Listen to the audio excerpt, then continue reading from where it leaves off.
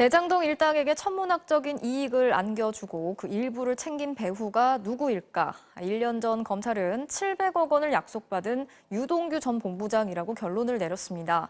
그런데 최근 유 전 본부장 외에 이재명 대표의 최측근들이 함께 받기로 한 거라고 말을 바꿨습니다. 검찰이 이렇게 갑자기 말을 바꾼 증거나 논리를 아직까지 내놓지 않고 있는데 앞으로의 수사와 재판의 최대 쟁점이 될 것으로 보입니다. 정상빈 기자가 정리했습니다. 지난 5월 9일 대장동 특혜 의혹 재판. 검찰이 핵심 증거인 정영학 녹취록 중 2020년 10월 녹음 파일을 재생했습니다.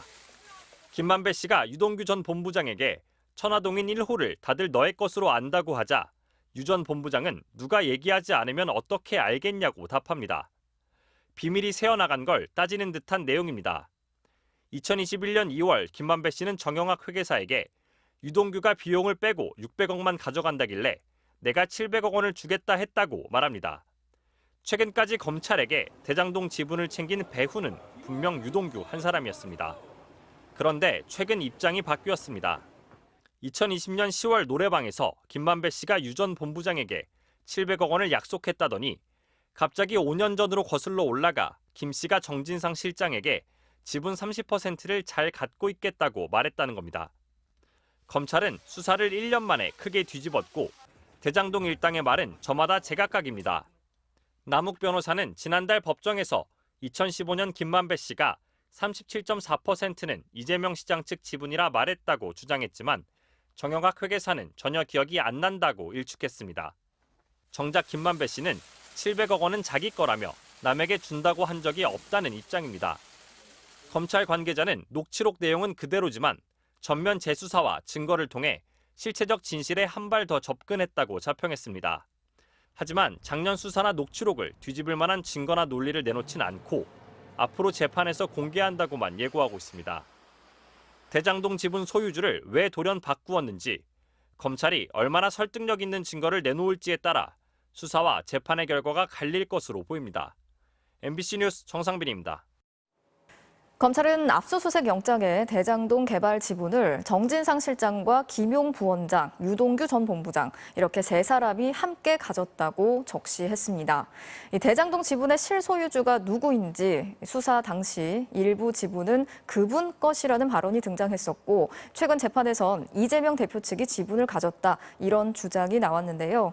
검찰은 이 그분 의혹에 대해서도 수사를 하겠다면서 사실상 이재명 대표를 겨누고 있습니다. 이어서 손구민 기자가 취재했습니다. 검찰은 정진상 정무조정실장에 대한 압수수색 영장에 대장동 사업의 지분 24.5%를 정진상 실장, 김용 부원장, 유동규 전 성남도시개발본부장 3명이 함께 가졌다고 적시했습니다.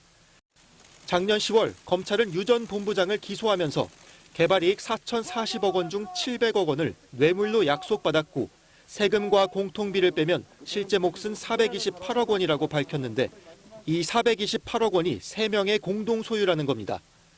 검찰 관계자는 사업 과정에서 유착 관계를 형성한 공직자가 특혜를 주고 민간업자의 개발 이익을 불법 공유한 정황이 수사 대상이라고 밝혔습니다. 위례신도시나 대장동 개발 당시 김용 부원장은 성남시 의원, 정진상 실장은 시장 비서실장으로 모두 공직에 있었습니다. 대장동 지분을 둘러싼 논란은 사건의 핵심 증거였던 정영학 회계사 녹취록에서 처음 시작됐습니다. 대장동 사업에 투자한 천화동인 1호의 소유주 김만배 씨가 천화동인 1호의 절반은 그분 것이라고 한 발언이 녹취록에 있다고 알려진 겁니다.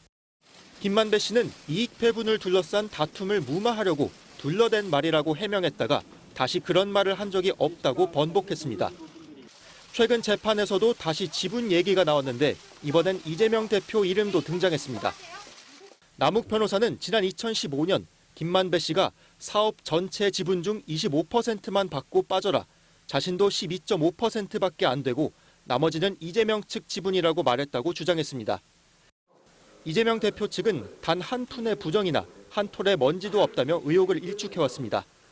하지만 검찰은 그분이 누구인지에 대한 의혹도 수사 대상이라며 두 측근에 이어 사실상 이재명 대표에게 칼끝을 겨누고 있습니다. MBC 뉴스 송구민입니다. 검찰이 이틀 전 민주당 정진상 정무조정실장의 자택과 사무실 등을 압수수색하는 동시에 정 실장에게 출석을 통보했습니다. 정 실장은 다음 주 초에 나가겠다는 뜻을 전달했고 검찰의 주장이 터무니없다는 입장문을 내놓았습니다. 손구민 기자입니다. 검찰은 더불어민주당 정진상 정무조정실장의 압수영장에 1억 4천만 원의 뇌물 혐의 외에 지난 2014년 지방선거 직전 남욱 변호사에게 4억 원을 받은 의혹도 적시했습니다. 대장동 일당과의 유착관계를 설명하는 대목이었는데 이재명 성남시장의 재선 선거자금이라고도 명시했습니다. 검찰은 뇌물과 선거자금 의혹을 당사자에게 확인하기 위해 정 실장에게 이번 주 중 검찰에 나오라고 통보했습니다. 정 실장은 시간이 너무 촉박하다며 다음 주 초 출석하겠다는 입장을 검찰에 전달했습니다. 그러면서 입장문을 통해 부정한 돈을 받거나 부정한 결탁을 도모한 적 없고 428억 원 약정설은 허구라며 검찰 주장을 강하게 반박했습니다.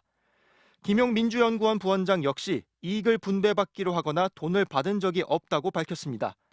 민주당은 검찰이 유동규와 남욱 두 사람 진술에만 의존하다 보니 압수영장의 기본적인 사실관계조차 틀렸다고 지적했습니다. 검찰은 영장에서 정진상 실장이 이재명 변호사 사무실에서 사무장으로 일했다고 했는데 사무장은커녕 변호사 사무실에서 일한 적도 없습니다. 수백억 원을 나눠 갖기로 약속한 사이끼리 사업 청탁과 함께 고작 수천만 원을 주는 게 말이 안 된다고도 지적했습니다. 검찰은 넉 달간 대장동 사건을 재수사하며 수십 명을 불러 조사했고 그 결과 법원도 영장을 발부했다는 입장입니다. 검찰은 정 실장을 불러 조사한 뒤 구속영장을 청구할지 결정할 계획입니다. MBC 뉴스 송구민입니다.